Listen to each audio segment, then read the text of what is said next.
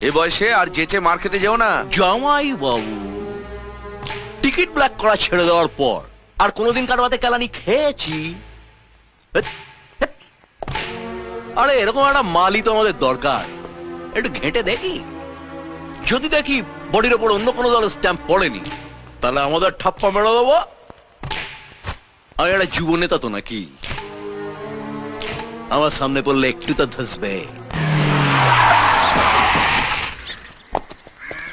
হরিপদ সামন্ত হরিপদ সামন্ত হরিপদ সামন্ত হরিপদ সামন্ত হরিপদ সামন্ত হরিপদ সামন্ত হরিপদ সামন্ত। তুমি তুবান? হ্যাঁ, নতুন এন্ট্রি। আর আমি কে নিশ্চয়ই বলার দরকার নেই, এরা বলে দিয়েছে। হরিনামটা শুনলাম। হ্যাঁ, ভেতরে চলো, আরো কিছু শোনাবো। এখানে দাঁড়িয়ে শোনান না। সব কথা তো সবার সামনে বলা যায় না।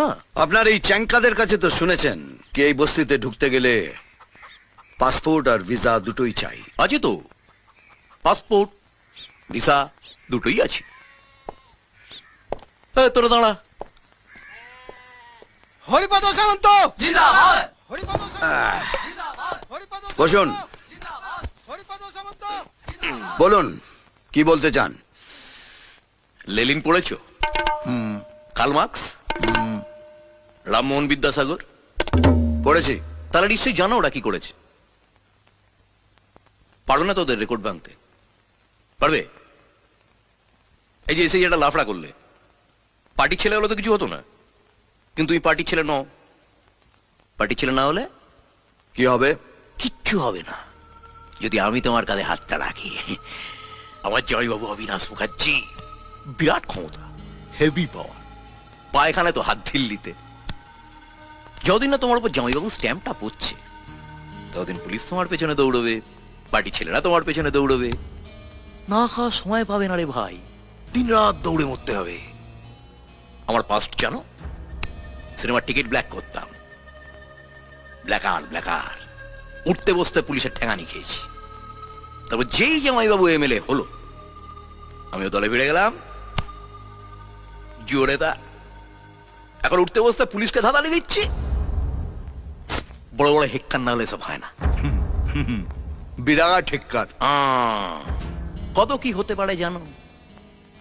ধরো তুমি রাস্তা দিয়ে যাচ্ছ, পেছন থেকে একটা লরি এসে তোমার চাপা দিয়ে চলে গেল। না, হবেই বলছি না, হতেও তো পারে। বা ধরো তুমি নাসিরের দোকানে বসে চা খাচ্ছ, পাছাটা ছেলে এসে বসলো, মাথায় বন্দুক ঠেকিয়ে ঘোড়াটা টেনে দিল। হবেই বলছি না, হতেও তো পারে। বিরাট খেলা, সাপ লুডো। কে কখন মইবে, উপরে উঠে যাবে, কে কখন সাপের মুখে পড়বে কেউ জানে না। না লেলিন, না মার্কস, না রামমোহন বিদ্যাসাগর। তাই ওদের মতবাদের সঙ্গে আমার মতবাদটা মেলে না। আমার মতবাদ আলাদা। 4 আনার কেত্তন, 12 আনার দক্ষিণা। বোঝা গেল? দক্ষিণার ব্যাপারে পরে আসছি, আগে কেত্তনটা বলি। এই কলোনিটা তলে তলে বিক্রি হয়ে গেছে। এখানে একটা বিয়ার ফ্যাক্টরি হবে, এদের উচ্ছেদ করে লাফড়া হবে। সেটা তুমি সামলাবে, পার্টি সামনে আসবে না। বদলে পার্টি তোমার একটা থাকার ব্যবস্থা করে দেবে, আর লাইফ টাইম মেম্বারশিপ। খেয়ে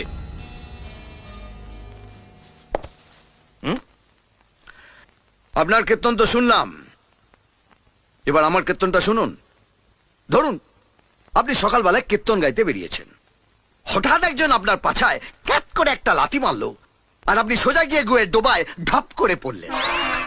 না না, হবে বলছি না, হতে হতে পারে। ধরুন না আপনি আমাকে আদর করে বাড়িতে খেতে দিলেন, লুচি, আলুর দম, টমেটোর চাটনি। আমি লুচি আলুর দমটা খেলাম, কিন্তু টমেটোর চাটনিটা খেলাম না। তার বদলে আপনার ওই পচা টমেটোটা পায়ের নিচে পচ করে দিলাম, আর টমেটোর বিচিগুলো পক করে বেরিয়ে এলো। আমার না না, হবে বলছি না, হতেও তো পারে। আচ্ছা, কি বলতে চান কি আপনি? এবার দরজাটা বন্ধ করি, কীর্তন হবে, খোলকার তাল বাজবে না।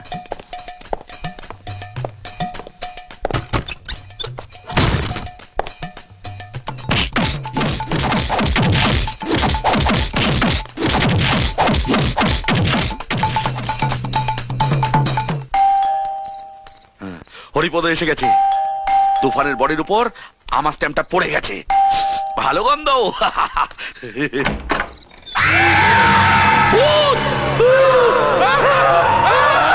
জামাই বাবু, আমি হরিপদ। কি কালার খেলিয়েছে, খেলিয়েছে তো করে দিয়েছে। তুফানের বডির উপর তুই দলের স্ট্যাম্প মারতে গিয়েছিলি, আর এখন দেখছি তোর নিজের বডির উপর তুফানের স্ট্যাম্প নিয়ে এসেছিস। তোকে নিয়ে যে এখন আমি কি করি?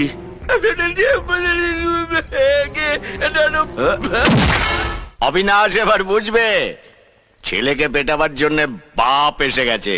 এতদিন একতরফা রান করে চলেছে, এবার আমরাও একজন ব্যাটসম্যান পেয়ে গেছি। আর ওই ছোটনটা তো ওদের বেস্ট বোলার, এতদিন বোম মেরে মেরে পটাপট উইকেট তুলেছে। পারলো এই উইকেটটাকে ফেলতে? হ্যাঁ? একজন উটকো ব্যাটসম্যান হাতে কি মারটাই না খেলো। হ্যাঁ, এই হচ্ছে সত্যব্রত চ্যাপেলের কপাল, কেউ না কেউ ঠিক খেলে দেবে। হাত মেলাও। রাখছি আমি এখন। ছোটনের কি খবর রে?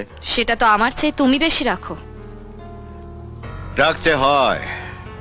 আমার মেয়ের সঙ্গে কার কি সম্পর্ক সেই খবরটা যদি আমি না রাখি তো আমার কোনো আপত্তি নেই। আরে আমি সেরকম বাবা নই, তবে সম্পর্কটা সব দিক দিয়ে হওয়া বাঞ্ছনীয় নয় কি? মেয়ের সঙ্গে প্রেম করব আর মেয়ের বাপের বিরোধী পক্ষের সঙ্গে হাত মেলাবো, এটা ঠিক না। কি পেয়েছে বলতো? হ্যাঁ, অবিনাশের রাইট হ্যান্ড হয়ে কি পেয়েছে? একটা চাকরি জোটাতে পেরেছে? হ্যাঁ, শুনলাম তো কাল কার না কার কাছে পেদানি খেয়েছে। বোঝা বোঝাও কি, আমার সঙ্গে হাত মেলাতে বল, ওর সব দিক বজায় থাকবে। বাবা, দিনের 24 ঘন্টা তুমি রাজনীতি নিয়ে থাকো, সেইখানে আমি আসার চেষ্টাও করি না, কিন্তু দিনের মধ্যে মাত্র 4টে ঘন্টা আমি শুধু নিজেকে নিয়ে থাকি, সেইখানে আমি কাউকে অ্যালাউ করব না, তোমাকেও না। তুই আমাকে অ্যালাউ না করলে কি হবে?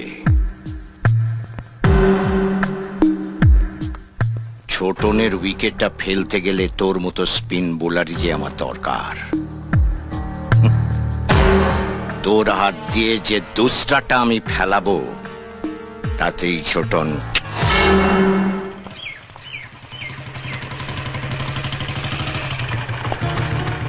কোথায় যাচ্ছ? কেন, সেটা জেনে তুমি কি করবে? এরকম বাঁকা ভাবে উত্তর না দিলেও তো চলে, সোজা ভাবে উত্তর দিতে পারো না? কি করব বলো, স্বভাব টভাবগুলো একটু বদলে নিয়েছি, এখন আর সোজা কথাগুলো সোজা ভাবে বলতে পারি না। এই যদি তোমাকে আমি বলি রাস্তায় দাঁড়িয়ে একটা গুন্ডার সঙ্গে কথা বলতে আমার ভালো লাগছে না, সেটা কি তোমার ভালো লাগবে? আর 5 জনের মতন তুমিও আমাকে গুন্ডা ভাবলে? আমি তো 5 জনের বাইরে কেউ না। তোরা যা আশা করছিস আমি তার থেকে অনেক বেশি কিছু তোদের জন্য ব্যবস্থা করে রেখেছি। তোদের আর মাঠে পড়ে পড়ে চাষ করতে হবে না। তোদের সব জমি ইউবি গোষ্ঠী নিজের হাতে নিয়ে নিচ্ছে। এখানে বড় বড় ফ্যাক্টরি হবে, কলকারখানা উঠবে। চাষ না করতে পারলে আমরা তো ভেসে যাব। আমি থাকতে শুধু তোদের কথা ভেবে আমি 1 বছর ধরে দৌড়দৌড়ি করেছি। বাইরে থেকে সায়েন্টিস্ট নিয়ে এসে মাটি পরীক্ষা করেছি। জমিতে তো জল দিই বাবু। যতই জল ঢালো না কেন, আর এই জমিতে এক দানা ফসলও উঠবে না। দাঁড়িয়ে আছেন কেন, বোঝান ওদের। মাটিতে একদম পাওয়ার নেই। আরে কোম্পানির মালিক হয়ে যাবি তোরা, বুঝলি না? এবার রোদে পোড়া জলে ভেজার দিন শেষ।